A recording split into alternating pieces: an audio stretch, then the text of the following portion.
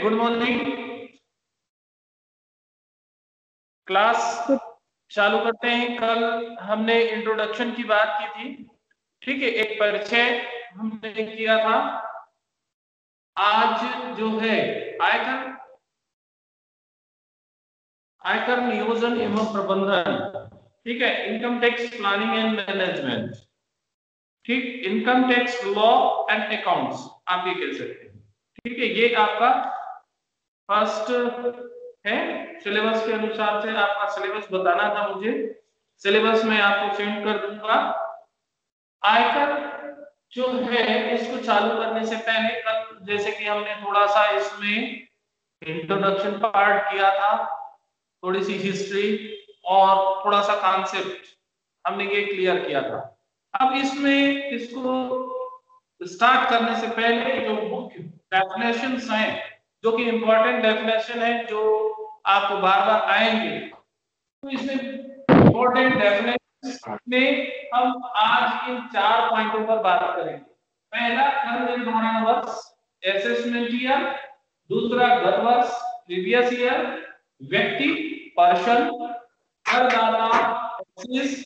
और आय, इनकम। ये मुख्य 5 बिंदु हैं जिस पर आज हम चर्चा करेंगे। ये काफी इंपॉर्टेंट है इसको समझना कि कर निर्धारण वर्ष से हमारा क्या अर्थ है, कर निर्धारण क्या है। तो the term assessment year is considered very important in the study of income tax. The income tax is imposed on the net income of taxes during assessment years related with previous year income according to section 29, ठीक है, under section 29 of income tax act.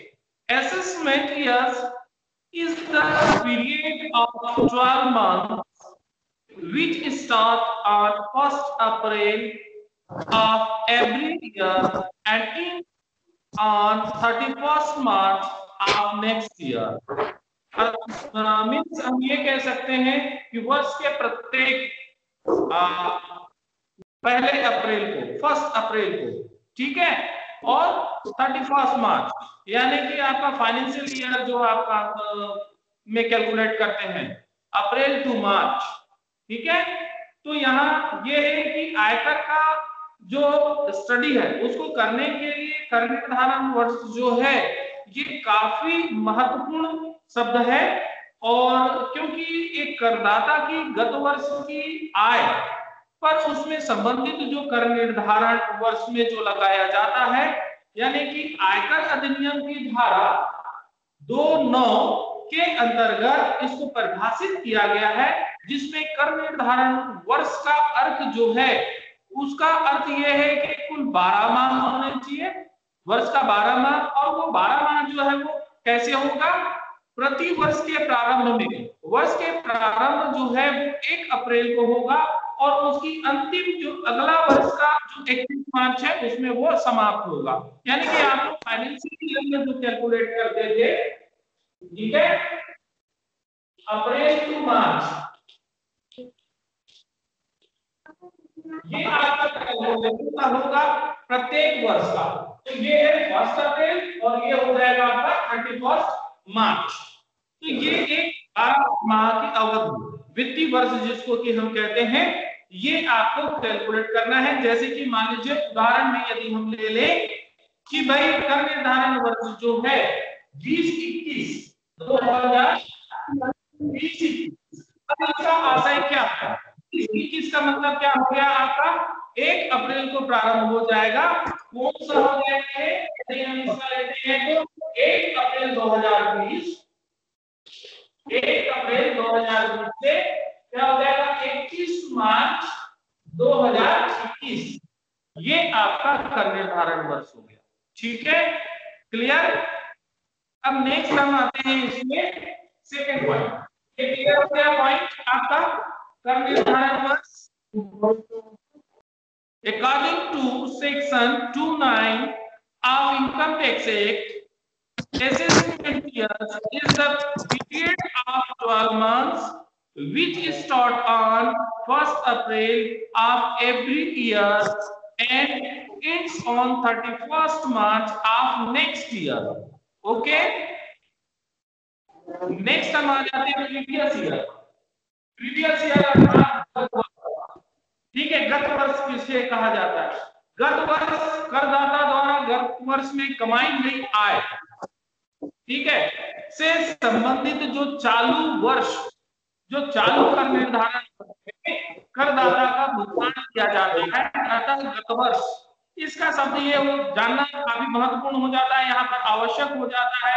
इसको हम सरल भाषा में ऐसे कह सकते हैं कि जिस वर्ष में आय कमाई या प्राप्त की गई, अर्जन यानी कि आय इनकम जो लिया है वो प्रीवियस ईयर में, ठीक है, तो कहेंगे जिस वर्ष आय या प्राप्त की जाती है उसे ही गत वर्ष कहा जाता है, अर्थात जिस वर्ष में वो उसको अर्न करता है।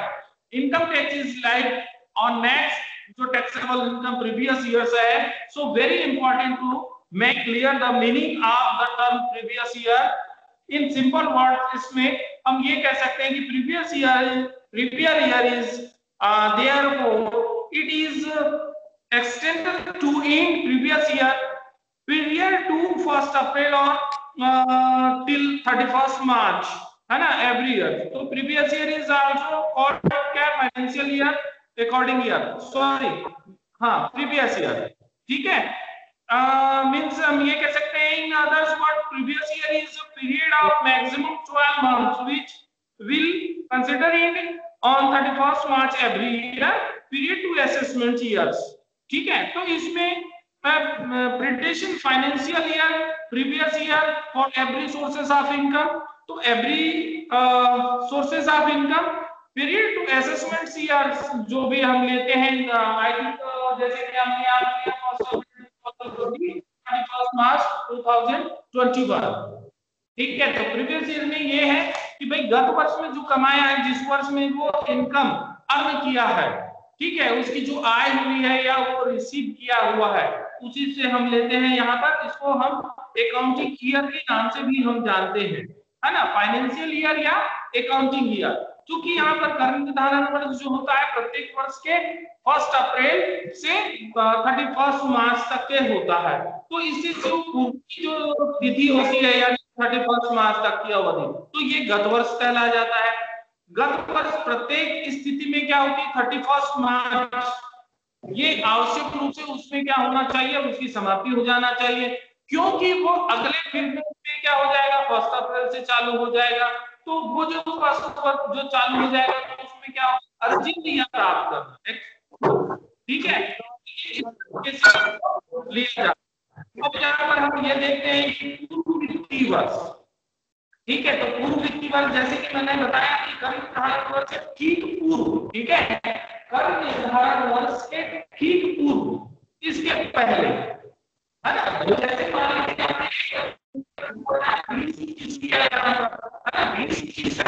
तो इसके ठीक पहले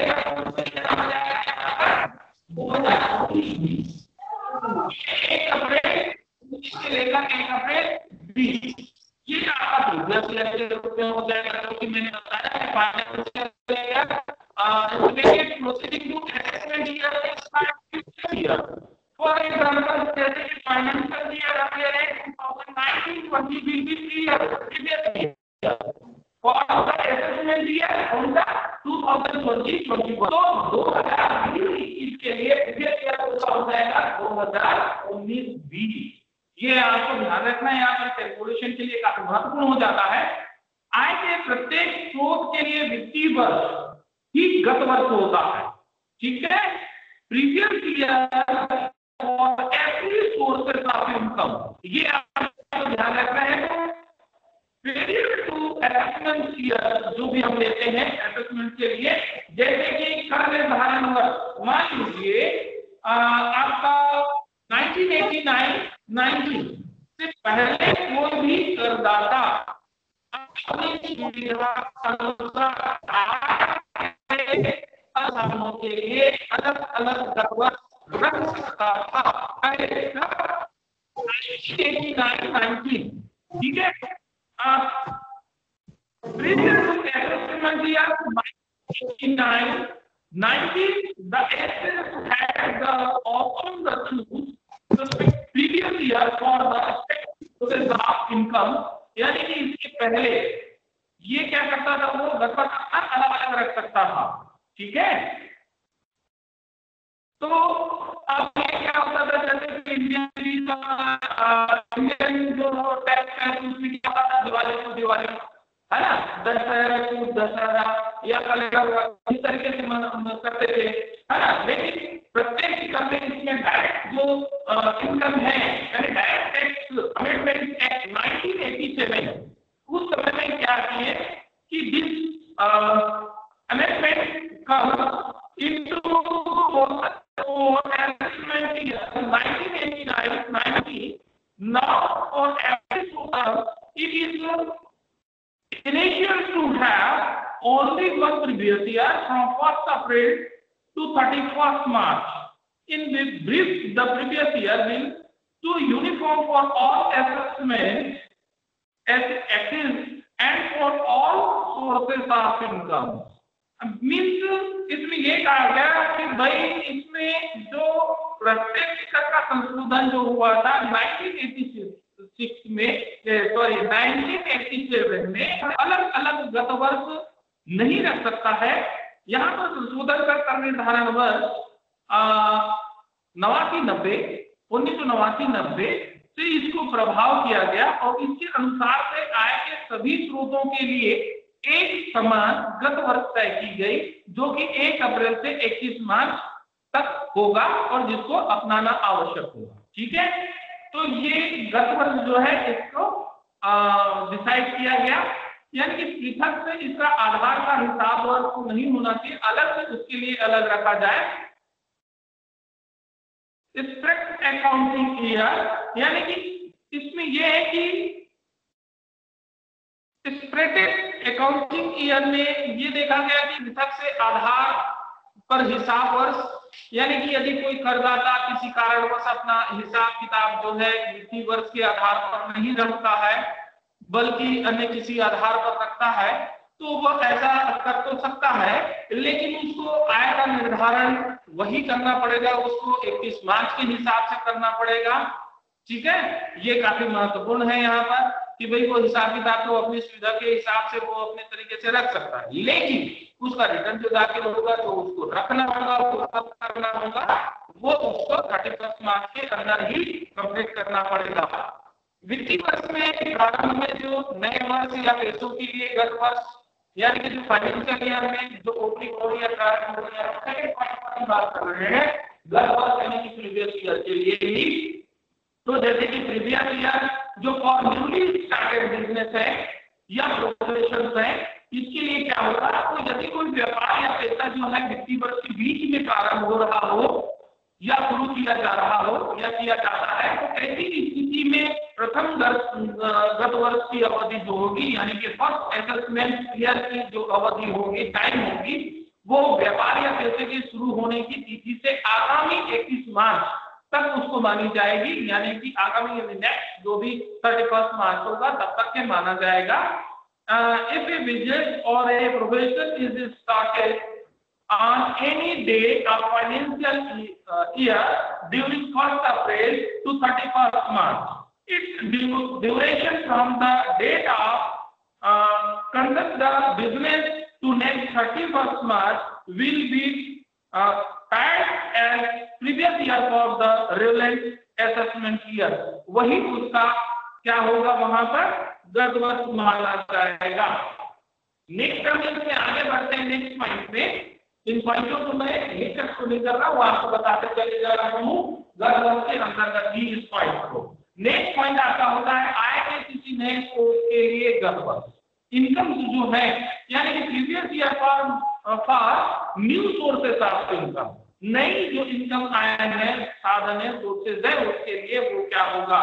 तो यदि किसी वित्तीय वर्ष में आय कमाने का कोई नया स्रोत जो फाइनेंशियल ईयर है, और यानी यदि किसी फाइनेंशियल ईयर में आय कमाने के जो नए इनकम सोर्सेज को नए स्रोत प्राप्त हुए हो, नए इसको मिले हो, न्यूली हुआ हो, तो उसके लिए गत वर्ष स्रोत के प्रारंभ होने की तिथि के उसके तुरंत बाद, जैसे ही उसको मिलता है उसके तुरंत बाद आने वाले 21 मार्च तक की अवधि को माना जाएगा।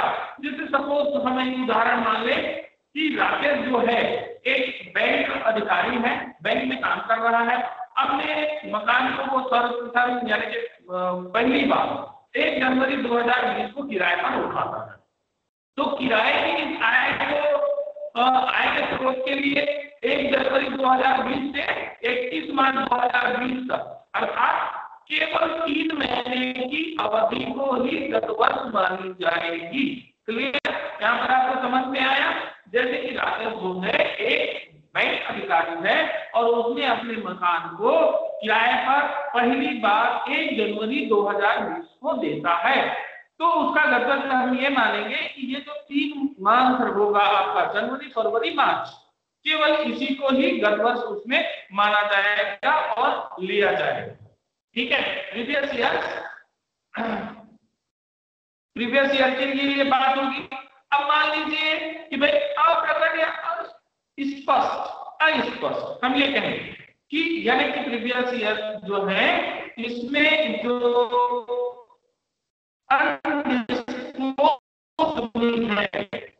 ठीक है, प्रीवियस अनडिस्क्लोज्ड मनी यानी कि ऐसे मनी जो कि शो नहीं है, स्पष्ट नहीं है, ऐसे धनराशि के लिए गत वर्ष कैसे प्रकट किए जाएंगे, ऐसे स्पष्ट होंगे। तो किसी व्यक्ति के खाते में कोई ऐसी धनराशि आयकर अधिकारी द्वारा पाई जाती है, यानी कि इनकम टैक्स जो ऑफिसर्स होते हैं, यदि उसको ऐसा लगता है जिसका वह व्यक्ति इस पर उसका जानकारी नहीं दे पाता है, यानी कि इसका वो व्यक्ति संतोषजनक जानकारी नहीं दे पाता, यानी कि उसको सही तरीके से अनएक्सप्लेन होता है, यानी कि एक्सप्लेन नहीं कर पाता।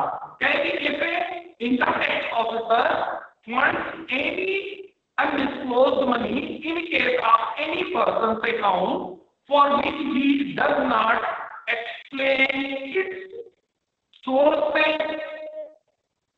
ठीक है, वो किस सोर्स से उसके पास वो पैसे आए हैं, यदि वो उसको बता नहीं पा रहा है, स्पष्ट नहीं कर पा रहा है, उसका उल्लेख नहीं कर पा रहा है, तो ऐसे जो अप्रकट या अस्पष्ट जो धनराशि है, अनएक्सप्लेन्ड और अनडिस्क्लोज्ड मनी, इसी को कहा जाता है। तो उस अधिकारी द्वारा उसे अस्पष्ट धन को उस व्यक्ति की आय मानी जाएगी, उसकी इनकम मानी जाएगी, और इस आय के लिए गत वर्ष वही होगा जो व्यवसाय के लिए होता है, जिसकी खाते में वो जमा किया गया है या जमा उसमें पाई गई है। एक आदमी लाभ इसमें एक पॉइंट हम लेते हैं, हमने लाभ के भाग के लिए गत वर्ष के अंतर्गत इसके लास्ट पॉइंट ले लेते हैं कि फर्म में लाभ के भाग के लिए प्रीवियस ईयर और the share in firm to so in the case the provision previous year of the firm's business will be tracked as the previous year, यानी कि किसी करदाता का फर्म में लाभ के लिए गत वर्ष का वह माना जाएगा जो उस फर्म का गत वर्ष होगा। ठीक है, क्लियर? तो ये आपका सेकेंड पॉइंट भी क्लियर। ठीक है, 2 पॉइंट हो गए। हम अब नेक्स्ट तीसरे पॉइंट की ओर बढ़ते हैं, व्यक्ति पर्सन। ये बढ़ते हैं अंडर सेक्शन 231 के अंतर्गत व्यक्ति पर्सन इंडिविजुअल, जिसको कि हम बात करते हैं करदाता के लिए। तो व्यक्ति की जब हम बात करते हैं इसमें करदाता के लिए पर्सन कौन होता है, क्या है, तो आयकर अधिनियम की धारा 280 है ना, अंडर सेक्शन 31 के अनुसार व्यक्ति को परिभाषित किया गया है, इसको डिफाइन किया गया है under section 231 of income tax act. Following are including in the term person, यानी कि किनको शामिल किया गया है व्यक्ति में, जैसे एन इंडिविजुअल मतलब एन इंडिविजुअल व्यक्ति विशेष, यानी एक व्यक्ति। ठीक है, एक व्यक्ति मतलब कोई भी हो सकता है, XYZ ABCD, यानी कि रमेश, सुरेश, है ना, घनश्याम, धर्मेंद्र, कोई भी हो सकता है, विकास हो सकता है।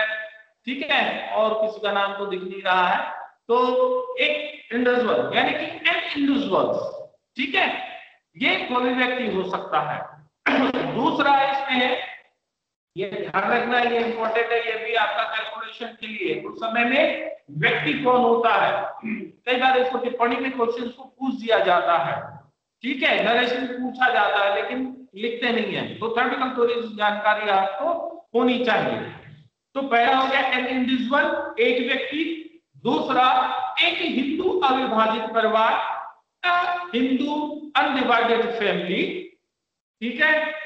नेक्स्ट इसमें एक company, an company. Next form, next एक व्यक्तियों का संघ, व्यक्तियों का समूह, ठीक है। An associate, a person, a body, individuals, cooperative society, a local body, municipality, आपके district boards, any artificial judicial person, any good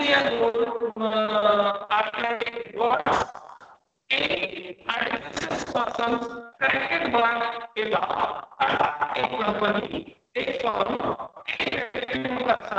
व्यक्तियों का एक समूह, एक स्थानीय सत्ता, लोकल बॉडी, ठीक है। जैसे इसमें हम लोकल बॉडी की बात करते हैं तो कौन-कौन सा आ जाते हैं, जैसे कि नगर पालिका है, नगर निगम है, ठीक है ना। आपके इस तरीके से जो बॉडीज है वो आ जाते हैं। जुडिशियल आपके आर्टिफिशियल व्यक्ति यानी कि कोई कृत्रिम व्यक्ति, न्यायिक व्यक्ति, ठीक है। जैसे न्यायिक तो जैसे यदि आपको एक बहुत अच्छा एग्जांपल आप बहुत अच्छे से कृत्रिम न्यायिक व्यक्ति, तो कृत्रिम न्यायिक व्यक्ति मंदिर बुद्धा चल रहा था, उसमें जो आपका किस पर केस चल रहा था, राम पर चल रहा था। राम कौन है, आपके आराध्य देव है, ठीक है। तो देवी देवता जिसको हम कहते हैं, तो ये क्या हुए, आर्टिफिशियल जुडिशियल पर्सन में, है ना। यानी कि जैसे कि कोई देवी देवता हो सकता है, विश्वविद्यालय हो सकता है, यूनिवर्सिटीज हो सकती है, संस्था हो सकती है, तो ये इस तरह कोई भी कृत्रिम वैधानिक व्यक्ति, artificial person corrected by law, यानी कि कानून के द्वारा अधिकृत, ठीक है, जो कि उपयुक्त किसी भी बिंदु में ना आता हो। अर्थात जो हमने इतनी सारी जो बातें की हैं, जो इतने पॉइंट्स किए हैं, इसके अंतर्गत ना आता हो, ऐसा कोई भी जुडिशियल आपका हो सकता है करेक्ट मामला के अंतर्गत कृत्रिम वैधानिक व्यक्ति, तो ये व्यक्ति हुए इसमें। तो अब यहाँ पर ये बातें हुई, तो एक व्यक्ति, कंपनी, फर्म और व्यक्तियों का संघ, ठीक है ना। और इसके बाद हमने आर्टिफिशियल, जो जैसे कि हमने बताया, उसमें आर्टिफिशियल जुडिशियल पर्सन होना चाहिए और ये होना चाहिए, तो ये आपका पर्सन हुआ, व्यक्ति हुआ, ठीक है। नेक्स्ट हम आते हैं करदाता, टैक्सेस, ठीक है। करदाता कौन होता है, तो भारतीय आयकर अधिनियम की धारा 2 अंडर सेक्शन 27 के अंतर्गत इसको डिफाइन किया गया है, परिभाषित किया गया है कि एक्सिस यानी कि करदाता कौन होता है under section 27 of income tax act. तो इसके अंतर्गत किसको शामिल किया गया एक्सिस, तो पहला इसमें ये बात होती है, इसके अंतर्गत हम करते हैं करदाता एक्सिस के अंतर्गत, इसमें हम पहले पॉइंट पर करते हैं, ठीक है। पहला पॉइंट इसके अंतर्गत ये होता है कि वह व्यक्ति जो कर चुकाने के लिए उत्तरदायी है, ठीक है। The person who is liable to pay tax, ठीक है, वह व्यक्ति जो कर चुकाने के लिए उत्तरदायी है, अर्थात मान जो टैक्स दे सकता है, जो उसके लिए रिस्पॉन्सिबल होगा, वह व्यक्ति जो कर के अतिरिक्त अन्य राशि, अर्थात जैसे कि कि उसको पेनाल्टी लगा हो या इंटरेस्ट देना हो, है ना, इसके लिए वो रिलायबल हो, यानी कि उत्तरदायी उसको हो, यानी कि the person who is liable to pay penalty and interest along with the tax, ठीक है, जो भी टैक्स देने हैं उसके लिए। नेक्स्ट पॉइंट हम इसमें लेते हैं, ऐसा व्यक्ति जिसकी आय पर आयकर लगाने की कार्यवाही आरंभ कर दी गई हो, आयकर यानी जो कि देय हो, पेटी हो, जिससे लग रहा हो ऐसा व्यक्ति। माना हुआ करदाता डीम्ड एक्टिव, ठीक है, deemed active is also including the category of active, इसको ऑलरेडी इसमें शामिल कर दिया गया है, करदाता की श्रेणी में शामिल किया जाता है। ऐसा व्यक्ति जिसे चूक करदाता एक्टिव डिफॉल्ट जिसको भी बोलते हैं डाउटफुल, ठीक है। तो डाउटफुल जो होता है, डिफॉल्ट जिसको कि हम बात करते हैं, the person who is deemed active in default मान लिया गया हो, यानी कि उसको डिफॉल्ट मान लिया गया हो, डिफॉल्ट हो गया हो, ऐसा व्यक्ति है ना, उस व्यक्ति के द्वारा स्वयं या अन्य किसी व्यक्ति द्वारा चुकाए गए कर की वापसी या हानि निर्धारण के लिए कार्रवाई आरंभ कर दी गई हो, ऐसे भी जो व्यक्ति हैं, the person is respect of whom assessment producing under this act have been started for the amount of refund due to him or any other person, ठीक है। ऐसे व्यक्ति भी करदाता की परिधि में शामिल किया जाता है जिसके संबंध में सीमांत लाभ हो, ठीक है। आपके फॉरेन बेनिफिट्स जो हैं, बेनिफिट्स, इस पर कर निर्धारण के लिए भी किसी प्रकार की कोई कार्यवाही की जा सकती हो, उसे भी दिया जाता है, ठीक है। अब इसमें हम ये देखते हैं कि डीम्ड एक्सिस यानी कि करदाता जो है, डीम्ड एक्सिस मतलब माना हुआ करदाता। तो माना हुआ करदाता किसको कहते हैं हम भाई? वह व्यक्ति माना हुआ करदाता कहलाता है जिसे अन्य किसी व्यक्ति की आय पर कर चुकाने के लिए करदाता मान लिया गया हो, जैसे कि किसी मृत व्यक्ति की आय, माने किसी व्यक्ति की डेथ हो गई है और मृत व्यक्ति की आय पर कर चुकाने के लिए उसके कानूनी उत्तराधिकारी यानी कि उसका जो नॉमिनी होता है को माना हुआ करदाता माना जाता है। income tax on income or loss of another person, for example, that legal respective who inherit the property on the death of a person is deemed active in respect of his assessment। तो ये कर जो होता है माना हुआ करदाता, इसको माना किया जाता है। आपने चूक करदाता डिफॉल्ट जो होते हैं, डिफॉल्ट आयकर चुकाने के लिए जिम्मेदार व्यक्ति यदि उस जिम्मेदारी को पूरा नहीं कर पाता है या उसको पूरा नहीं करता है, उस व्यक्ति को चूक में करदाता माना जाता है। जैसे कि मान लीजिए कोई बैंक अधिकारी है, प्रबंधक की जिम्मेदारी संभाल रहा है और वो अपने कर्मचारियों को वेतन जो है उद्गम स्थान पर अर्थात जहां पर वो काम कर रहा है और वो उसको बिना काटे, ठीक है, और उस सरकार को उसको बिना काटे उसका वेतन काटे बिना उसको जमा कर देता है। यदि वो कर्मचारी वेतन को भुगतान करते समय आयकर की रकम नहीं काटता है, उसको टैक्स वहां पर नहीं काटता है, तो वो प्रबंधक जो है चूक में करदाता माना जाएगा, ठीक है। A person has fulfilled the legal obligations under income tax act to pay income tax on behalf of others if he favors in due to which income tax department, ठीक है, suffers a loss of revenue, such person has the completed this loss, ठीक है। तो ये इस तरीके से आपका ये मुख्य इंपॉर्टेंट यानी कि चूक में करदाता किसे माना जाता है, यह पॉइंट आपका यहाँ पर आता है। एक लास्ट पॉइंट और यह है आपका आय इनकम। तो इसके बारे में हमने कल भी बात की है कि आय इनकम क्या है। आज फिर एक बार इसको जब हम रिवाइज कर लेते हैं, ठीक है। आय इनकम भारतीय आयकर अधिनियम इंडियन इनकम टैक्स एक्ट के अंतर्गत अंडर सेक्शन 224 में इसको डिफाइन किया गया है, इसको परिभाषित किया गया है, ठीक है। तो इनकम आय क्या है, ये एक काफी महत्वपूर्ण होता है कि आयकर के अध्ययन में आय शब्द जो है ये काफी महत्वपूर्ण होता है, क्योंकि आयकर किसी व्यक्ति की आय पर लगाया जाता है। आय शब्द का तात्पर्य है उसे मौद्रिक से प्राप्त किया जाता है, कुछ नियमितता के साथ निश्चित जो साधन है उससे जो प्राप्त होती है। ये निश्चित साधन जो है इनकम आय का, इसको मैंने बताया था कल आपको कि निश्चित साधन, तो आयकर अधिनियम के अंतर्गत किसी भी व्यक्ति की आय को मापने के लिए उसके रिसोर्सेस को डिसाइड करने के लिए 5 भागों में इसको डिस्ट्रीब्यूट किया गया है।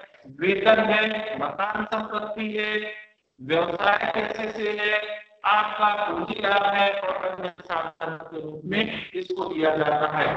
तो income tax like on the income of an active, therefore income is the important word in the study of income tax. The word income is the mandatory receipt with the receipt with some regularity for contained sources. These sources are 5 facts: salary, income for house property, income for business, profit or business or professions, capital gain, and income for other sources of fuel.